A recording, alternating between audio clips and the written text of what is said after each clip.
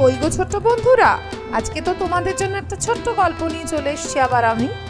আজকের গল্প খাসি খেকো বাঁশি রায়, লেখক শ্রী প্রভাত কিরণ বসু।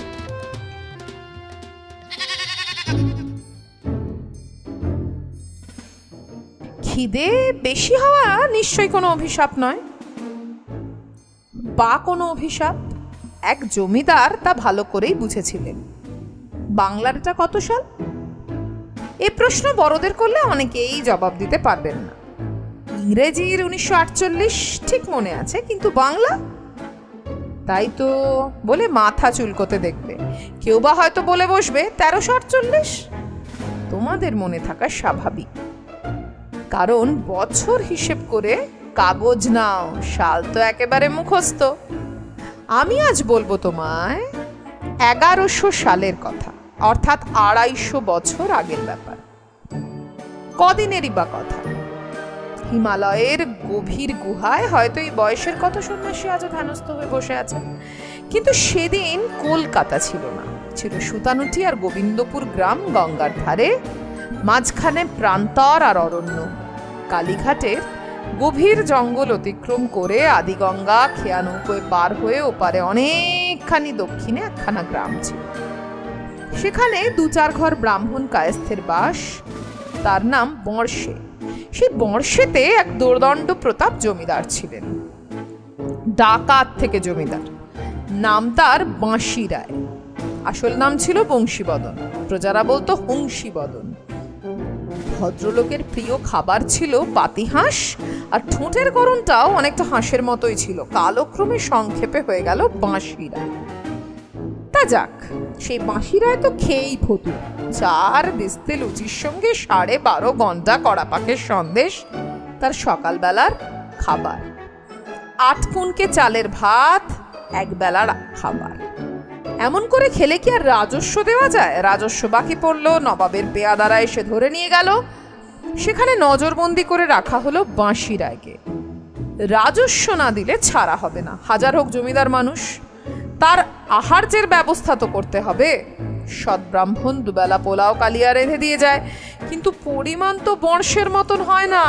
বাঁশি রায় 2 কুনকে চালের পোলাওয়ের সঙ্গে সের 2 মাংসকে খিদের জ্বালায় ছটফট করে। বাড়ির সামনে খানিকটা বাগান আছে, সেখানে পায়চারি করতেও ভয় হয়, যদি আরো খিদে বাড়ে। একে তো এই যন্ত্রণায় অস্থির, চুপচাপ বসে ভাবে নবাবের 15 সেরি আর আধমনি 2টি খাসি নির্ভয় সর্বত্র বিচরণ করে। নবাবের খাসির গায়ে হাত দেয় এত সাহসকার?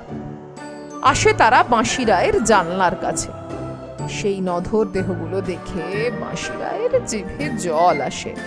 একদিন দুর্দমনীয় লোভ আর সামলাতে পারে না, 15 সেরিটাকে ধরে ছ্যারাং করে দেয়। তারপর তার মাংসটা কয়েক গরাসে শেষ করে, অবশ্যই রেঁধে নিয়ে, চুপচাপ বসে থাকে, যেন কিছুই জানে না। নবাবের কাছে খবর যায় 15 সেরিকে পাওয়া যাচ্ছে না। ইতিমধ্যে যেসব রাখাল ছেলেরা ব্যাপারটা দেখেছে তারা ছড়াবার, খাসি খেকো বাঁশি রায়ের এবার হবে ফাঁসি, বাসি মাংস হাসি মুখে আমরা খাবো মাসি। প্রাসাদের অলিন্দ থেকে নবাব শুনতে পায় চাষির ছেলেরা গান ধরেছে, বনপলাশির মাঠে ছাডাং ডাডাং ছাডাং ডাডাং, হাসিকে ওই কাটে বাঁশি রায়ের কাণ্ড দেখে কষে বাজাই কাশি, টাটাং কষে বাজাই কাশি, খাসি খেকো বাঁশি রায়ের হবে এবার ফাঁসি। আসল কথা, তারা তো ভাগ পায়নি বলে চটেছে।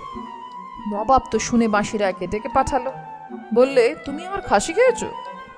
ডাকাত জমিদার কখনো মিথ্যে কথা বলতে পারে? সে বলল, খেয়েছি। কেন? বেজায় খিদে পেয়েছিল। পাত্র মিত্র অমাত্যরা ভাবলে এবার বুঝি বাঁশি রায়ের গর্দান যায়। নবাব বললে, কাল রাত্রিরে খেয়েছো? হ্যাঁ।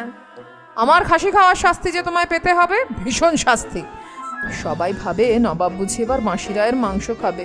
ছুঁচটি পড়লে শোনা যায় এমন নিস্তব্ধতা। নবাব গম্ভীর কণ্ঠে বললে, কালকের মাংস এখনো হজম হয়নি, আজকে আধমনি খাসিটাকে তোমায় 1 খেতে হবে, 1 টুকরো ফেলতে পাবে না। যে কোনো লোকের পক্ষে এটা নিশ্চয়ই একটা ভীষণ শাস্তি, মৃত্যুদণ্ডের নামান্তর। কিন্তু বাঁশি রায় কৃতজ্ঞতায় নবাবকে প্রায় জড়িয়ে ধরে আর কি। তার দুটোই একসঙ্গে খাওয়ার ইচ্ছে হয়েছিল, সাহসে কুলোয়নি। ভাবলে ভগবান এমন করে মুখ তুলে চাইবেন কে জানতো। মাসি রায় মাংস খেতে বসলো। খান কতক পরোটা, ধরো 50 খানা হলে ভালোই হতো। নবাবের অনুমতি পাওয়া গেল না। শেষটা ব্রহ্ম হত্যা হয়ে গেলে হিন্দু প্রজারা খেপে উঠবে কিনা। নবাব লোক দিয়ে খোঁজ নিতে পাঠালো কতটা খাওয়া হয়েছে। শেষে খবর দিলে 3 ভাগ মেরে এনেছে। থামতে বলো, থামতে বলো। নবাব উত্তেজিত হয়ে উঠল। এক্ষুনি পেট ফেটে মরে যাবে। তার খাবার জায়গায় নবাবের যাবার উপায় নেই। বাইরে থেকে বললে যথেষ্ট হয়েছে, থামাও। তখন সব শেষ। বাসিরায় ঠেকুর তুলছে। সে হাত মুখ ধুয়ে এসে বলছে, পেটটা ঠিক ভরল না। নবাব বললে, এই পেট নিত্য তুমি ভরাও কি করে? মাসিরায় বললে, ভরাতে গিয়েই তো আপনার রাজস্ব দিতে পারি না, সব কটাই তো পেটায় নোমো হয়ে যায়। এটা আর বুঝতে পারেন না? নবাব বুঝতে পারে, কারণ সেকালের নবাব শুধু সেই বছরের রাজস্বই মাপ হয় না, চিরকালের জন্যে বাসিরায়ের জমিদারির খাজনা মাপ হয়ে যায়। বর্ষের প্রজারা তখন গান বাঁধে, খাসি খেকো বাঁশিরায়ের এবার পোয়া 12, ছাগল ভেড়া ঘরেতে আর থাকবে না কো কারো।